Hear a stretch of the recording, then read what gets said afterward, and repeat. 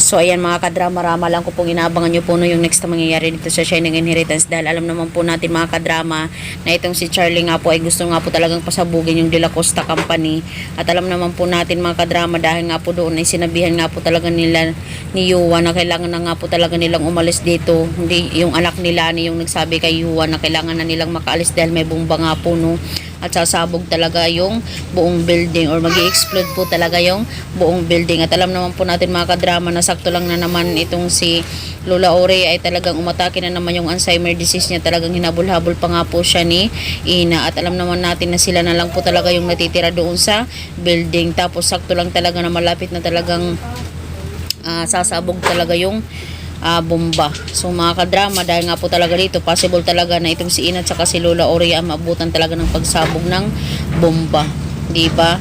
Hoping nga po talaga hindi talaga mangyari yun, talagang kailangan nilang makaalis sa lalong madaling panahon, di ba? Dahil sobra talagang napakasakit naman talaga na malalaman natin na mawawala sila. Syempre sila yung bida, sa bandang huli talaga sila yung magwawagi, sila ay mabubuhay. Yun naman talaga yung mga drama dito sa Pilipinas, Char, diba? Yung kailangan lang talaga natin itong sila Char at sila Lani, nga kailangan talaga nilang pagbayaran talaga yung lahat ng kanilang mga kasalanan. So mga kadrama, alam ko na inaabangan po talaga natin dahil ngayong araw ata yung pagtatapos ng Shining Inheritance, diba? Ilang buwan din natin yun na pinanood. So far ngayon matatapos na din talaga siya. So mga kadrama, alam kong lahat tayo ay nagabang talaga sa pagtatapos nito, no?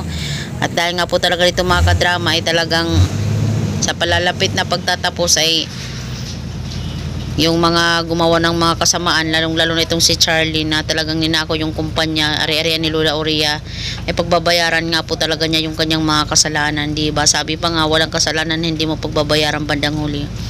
Lahat yun talagang haharapin mo. At talagang doon sa kulungan talaga yung kanilang kabayaran.